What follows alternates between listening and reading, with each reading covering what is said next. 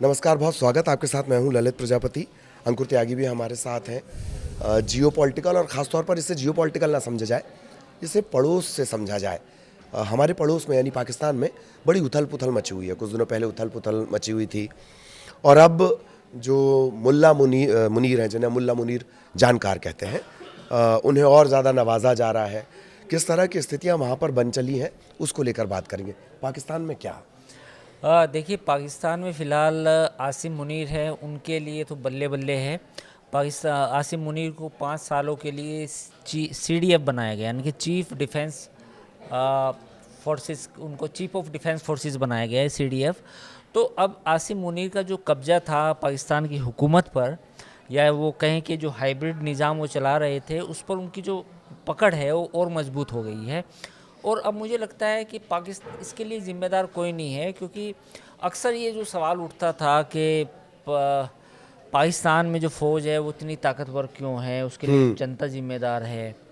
उसके लिए जितने भी वहाँ के पॉलिटिशियन हैं वो ज़िम्मेदार हैं, उसमें नवाज़ शरीफ भी ज़िम्मेदार है, शहबाज शरीफ भी ज़िम्मेदार हैं, आसिफ अली जरदारी ज़िम्मेदार है और इमरान खान भी ज़िम्मेदार हैं। ये तमाम सियासतदान जितने भी पाकिस्तान के हैं, ये वो लोग हैं जिन्होंने फ़ौज को ज़रूरत से ज़्यादा पावर दी। उनको जो जो काम सिविल हुकूमत को करना चाहिए था वो फ़ौज कर रही है पाकिस्तान में, और जो पाकिस्तान की जो आम जनता है, जो आम आवाम है, उस पर एक तरह से फ़ौजी हुकूमत जो है मुसल्लत कर दी गई है। ये इस वक्त के ताज़ा हालात हैं पाकिस्तान के।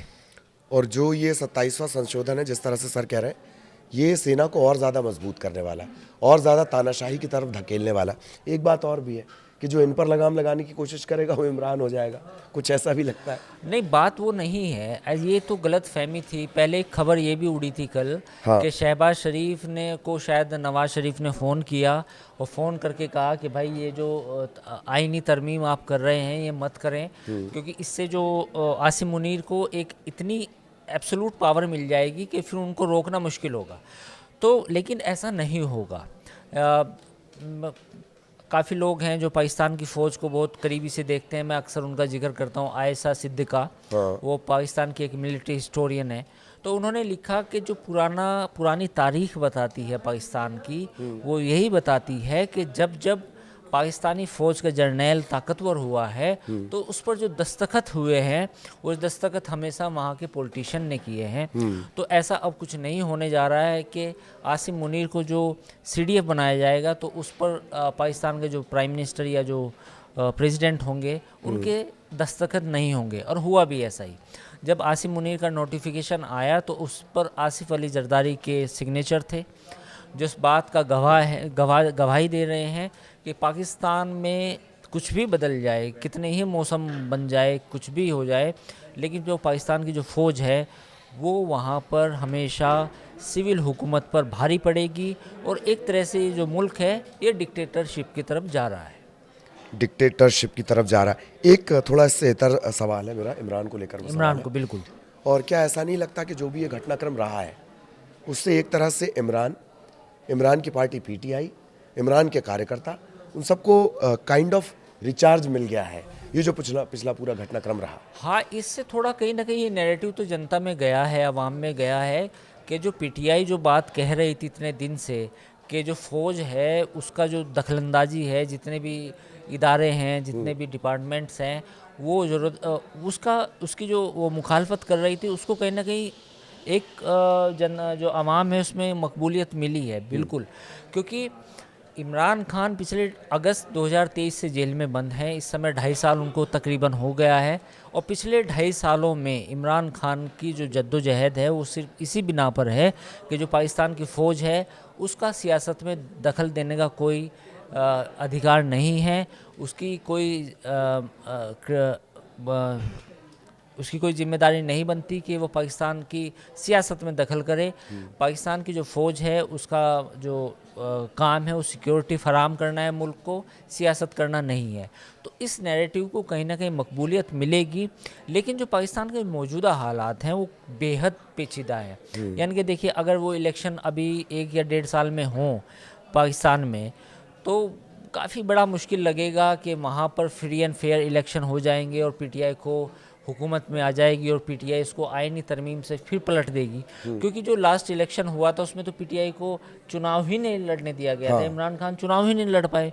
तो ऐसे में वो जो एक अथॉरिटेरियन रूल है पाकिस्तान में वो बादस्तूर जारी है, और इस वक्त कोई ऐसे दूर दूर तक कोई ऐसा इल्म नहीं है कि कुछ ऐसा चमत्कार हो जाएगा और इमरान खान वापस जो है बाहर आ जाएंगे। उनकी बाहर आने के भी चांसेस काफ़ी डिम हो गए हैं। जी, और एक लास्ट क्वेश्चन आसिम मुनीर से जुड़ा हुआ। पूर्व राष्ट्रीय सुरक्षा सलाहकार बोर्ड NSAB के सदस्य हैं तिलक देवाशेर। ANI से बातचीत में उन्होंने कहा है कि एक तो जब ये पावरफुल हो रहे हैं मुनीर, तो शहबाज ऐसी एक्टिंग कर रहे हैं कि वो खुद को इन सब से दूर रख रहे हैं, और दूसरा वो एक चिंता जता रहे हैं कि आसिम मुनीर अपनी ताकत दिखाने के लिए भारत के खिलाफ कुछ ना कुछ रचेगा करेगा। ये इज इट? देखिए, भारत के खिलाफ जो भी कोई वहाँ की पाकिस्तान फौज का जनरल है वो कुछ करेगा, इसमें तो कोई दो राय नहीं होनी चाहिए, क्योंकि वो हमेशा से ऐसा करते आए हैं। तो आसिम मुनीर जब पहलगाम हुआ तो जैसा कि अलीमा खान साहिबा ने भी बोला, जो उनकी बहन है इमरान खान की, ये आसिम मुनीर का काम था, किया धरा। हाँ। ये किया धरा जो है आसिम मुनीर का था। तो ये पहलगाम भी आसिम मुनीर ने किया, और अब जो भी नया कुछ भी होगा वो भी आसिम मुनीर के दिमाग का नतीजा हो सकता है, जिसमें क्योंकि अगर दोनों मुल्कों के बीच में कशीदगी बढ़ेगी, तनाव बढ़ेगा, तो कहीं ना कहीं फ़ौज मजबूत होगी, फ़ौज का रेलेवेंस रहेगा पाकिस्तान की सोसाइटी में। अगर ऐसा ना हो कि पाकिस्तान की जो फ़ौज है वो केवल नॉर्मल काम करे और सियासत में या इंटरनेशनल इश्यूज़ में दखलंदाजी ना करे, तो फिर तो उसका रेलेवेंस ख़त्म हो जाएगा। तो फ़ौज अपना रेलेवेंस बनाने के लिए हमेशा से इंडिया के नाम पर वहाँ पर दखलंदाजी करती रही है, और आगे भी ऐसा होगा, इसमें कोई अब चेंज नहीं होने वाला। एक लास्ट क्वेश्चन और था जो अमेरिका से जुड़ा हुआ है। अमेरिका में कुछ सांसदों ने लिख कर दिया है वहाँ की गवर्नमेंट को कि आपको दखल देना चाहिए पाकिस्तान के जो हालात हैं, आम नागरिकों के जो अधिकार छीने जा रहे हैं, उसे लेकर। बहुत शॉर्ट देखिए, ये तो UNHR एंड अमेरिका सब ने ये बोला है कि अगर कोई एक तबका यानी कि एक फ़ौज ज़रूरत से ज़्यादा ताकतवर हो जाएगी तो जो ह्यूमन राइट्स हैं उनका मसला पैदा हो जाएगा। तो पाकिस्तान में वो ऑलरेडी मसला है, ह्यूमन राइट्स का मसला है। अगर अब उन्होंने कहा कि फ़ौज को अब जैसे आसिम मुनीर को ज़रूरत से ज़्यादा ताकत जो दे दी गई है, उसके बाद तो और मसले मसाइल पैदा होने हैं, इसमें भी कोई दो राय नहीं है। तो ये जो अमेरिकन कांग्रेस के जो सदस्य हैं उनकी जो चिंताएं हैं, UNHR की जो चिंताएं हैं, वो वाजिब हैं। और डिक्टेटरशिप पूरी दुनिया में कहीं भी बढ़े, वो कहीं ना कहीं ह्यूमन राइट्स के लिए चैलेंज हमेशा होता है। और पाकिस्तान में अभी जो हालात हैं वो बेहतर होने की बजाय वो बद से बदतर ही होंगे। बिल्कुल, बद से बदतर होते जा रहे हैं हालात।